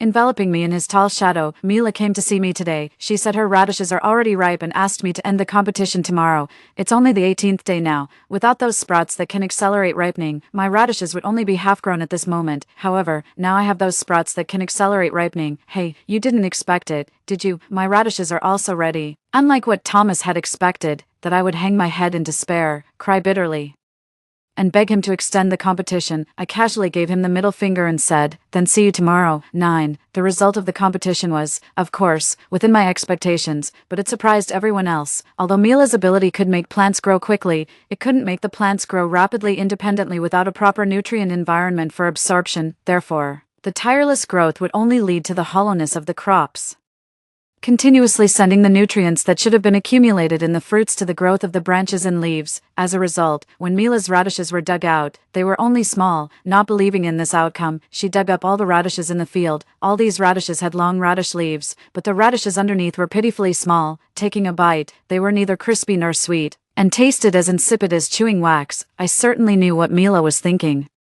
She had never farmed before and thought that if the radish leaves were long, the radishes underneath would be big. In contrast, the radish leaves of my radishes were of moderate length. When I pulled out one radish, it was not only big but also had a fresh green and beautiful appearance. It was sweet and slightly spicy, with a rich taste. The effect of the ripening accelerating grass allowed me to win this turnaround battle brilliantly and completely. Mila went crazy. She rushed up and grabbed me tightly. Why, clearly, you planted them like this in the previous life. Why are the radishes I planted different from yours? Why? I pushed her away and said word by word, do you think I had a good life in the previous life just because of the luck of the genre of stockpiling goods and farming in the apocalypse? She only saw that when I reached out, the plants would grow obediently. But she didn't see that I soaked in the field day and night, doing research, making records, and developing new varieties. She only saw the base's importance attached to me and the bright and glamorous life I led, but she couldn't see the equal efforts and contributions I made behind the scenes to deserve the treatment. Looking at her eyes as lifeless as ashes, I said softly, don't forget, I'm an agriculture major. 10. Now the status between me and her has been reversed again. Those teammates who had crowded around her yesterday stood by my side today. They not only bowed and scraped to apologize to me but even turned around and started to bully Mila to show their favor to me. My talent was discovered by the base staff who came for inspection. They allocated a larger house to me and asked me to guide the development of the base's agriculture. I moved to the new house with my mother. The new house was far from here. The 3 meals a day were sumptuous. I only needed to stay in the greenhouse every day to do the cultivation work. The staff treated me very well, except for Thomas's occasional harassment. I was quite satisfied with my current life. As for Mila, I didn't plan to have any contact with her. I wouldn't deliberately humiliate her, nor would I deliberately pay attention to her. If I hadn't come back to get something I had forgotten half a month later, I might never have met Mila again in this life. Mila seemed to have returned to the days after she was abandoned by Thomas in the previous life. This time, she didn't have the luck of the genre of the innocent and pampered heroine, and she couldn't use the ability of the genre of stockpiling goods and farming in the apocalypse. The men she had hooked up with before never saw her again after they found she was useless, and her former friends also turned against her and bullied her every day. Naturally, my aunt's situation became worse following Mila's. After living like this for a short time, she couldn't stand it anymore and ran away from the base with an old man. I wasn't surprised by this. After all, in the previous life, she also eloped with someone, leaving her biological daughter behind. As for the result of the elopement, I guessed it wouldn't be better than Mila's situation. Mila was unkempt every day, doing hard work but eating less than anyone else. When I saw her again, she had become so thin that she was unrecognizable, with a dull look in her eyes. She was kneeling on the ground, her clothes were dirty and torn, and her body was covered with scars from battles and beatings. The woman who had affectionately held her arm before now had a fierce expression and slapped her hard. Why are you so slow at washing the clothes? When the woman saw me, she immediately put on a flattering look and came over to try to get on my good side. I turned around and left. The person sent by the base to protect me opened the car door for me. I got in the car and my eyes subconsciously looked outside. I met Mila's cold and gloomy gaze, which was full of hatred and unwillingness. She saw me, and naturally, she also saw my clean and bright clothes and my energetic mental state. Compared with her current appearance like a beggar, we were worlds apart. I knew that she must hate me to the core now. The car door closed, completely blocking her view. Looking at her gaze like that, I suddenly had a premonition that she would come to find me again. 11. My premonition wasn't wrong. After several months of peaceful life, just when I thought Mila had given up on coming to find me, she suddenly appeared outside the greenhouse. At this time, I was patiently explaining to a newbie the method of cultivating that ripening accelerating grass. Mila, with her hair disheveled, stood behind me like a ghost. The newbie let out a scream in fright. Because Mila was holding a shiny kitchen knife in her hand, her pale face was so thin that her cheeks were deeply sunken in, and she looked like a madwoman. Why, Mila's eyes were red with tears streaming down her face in big drops. Why, clearly, I chose the genre of stockpiling goods and farming in the apocalypse in advance in this life. Why am I still in such a situation? I'm so unwilling. The newbie was so frightened that she didn't know what to do. I didn't have much of a reaction. I patted her hand and told her to go and find someone. The newbie hesitated for a while. When Mila wasn't paying attention to her, she sneaked out to call for help. Mila stared at me intently. Gabriella, you must be very proud, right? Why have you lived so well in both lives? And I've been so miserable. It's all your fault. It's all because of you. Why can you find the grass that can make plants grow quickly even after losing the luck of the genre of stockpiling goods and farming in the apocalypse? Why are you so lucky? She approached me step by step with the knife raised. I didn't dodge. Now she hadn't lost all her rationality. If I ran away, it would only stimulate her and make her even crazier. Gabriella, let's go to hell together. No one will have a good time. She laughed miserably. Mila, I said calmly. Do you remember what I said when you asked me in the previous life? Mila was stunned. She seemed not to expect that I would talk about this with her. When you look in the mirror, you can only see your own face, but when you lower your head, you can see your hands. I waved my hands, which had a thick layer of calluses on them. Everything I have was obtained with these hands. It was the same in the previous life, and it's the same in this life. You actually know very well, right? Even if there wasn't this ripening accelerating grass and my radishes weren't ripe, they were still better than yours. This is something that anyone with eyes can see, so it was only a matter of time before I won. Looking at the emaciated Mila, I just said softly, whether it was in the previous life or this life, your initial choice wasn't wrong, but what have you done for your choice? Mila and I grew up together. I knew her too well. She had received the misleading education from my aunt since she was a child. What she pursued was just making a choice and then having a carefree life. For example, marrying a rich man and then relying on his money and power to live a comfortable life. Mila, do you really understand what you want? The one who caused your tragic ending is yourself. Why are you comparing yourself with me? Do you really think you're happy just because you're better off than me? Happiness? Mila was stunned. It seemed that she was seriously thinking about this question for the first time. Her chapped and pale lips were trembling and muttering, if you still have the courage now, then leave this base, leave all the people here who know you and go to a place where no one knows you. You still have the ability to plant. As long as you're willing to learn and endure hardship, you have the opportunity to start anew. I rubbed my temples wearily, with a clear clang sound. The bright kitchen knife slipped out of Mila's hand and fell into the soil, getting covered in dust. Mila suddenly covered her face, and her body slowly knelt to the ground. Then, she broke down and burst into heart-wrenching sobs. But it's too late. 12. Mila was taken away by the bodyguards who came, like a piece of wood. Soon, I heard them say that Mila somehow got some medicine and put it in the pot while cooking. Those teammates who had bullied her on a daily basis were now lying in the base hospital. Although there was no news yet, it was estimated that they were all dead. After poisoning her teammates, she came to find me with a kitchen knife. I didn't know what punishment the base would give her, but I knew that she couldn't escape death. But I guessed that for her now, death was a small matter. Instead, the deep regret that gnawed at her bones tormented her even more painfully. I heard that Mila went to find you with a knife. I was really shocked. Thomas circled around me curiously. Did she suddenly have a change of heart, or were you able to overpower her with your bare hands? I was observing the growth of the crops in each field one by one and then doing my daily routine of making records. Seeing that I ignored him, Thomas chattered behind me, trying to find topics to talk about. Didn't you say before that you don't like cigarettes? I quit smoking, for you. I was so annoyed by his chatter that my pen slipped, and the words in the observation diary went all over the place. I couldn't stand it anymore and looked up. You're so ridiculous. What does my not liking cigarettes have to do with your quitting smoking? Don't tie us together. The only benefit your quitting smoking brings to me is that I inhale less secondhand smoke. Thomas was taken aback, and his eyes began to redden slightly. He turned his head away. Well, then I quit smoking for myself. I reached out and gave him the middle finger, realizing what I did. I awkwardly changed it to a thumbs up. Good, for your health, a mechanical female voice sounded. Congratulations to the two hosts for obtaining the apocalyptic transmigration system. As for giving some respect to your 3 consecutive questions, I used the same format as you. I won't consider it in this life, won't consider it in the next life, and won't consider it in the life after that either.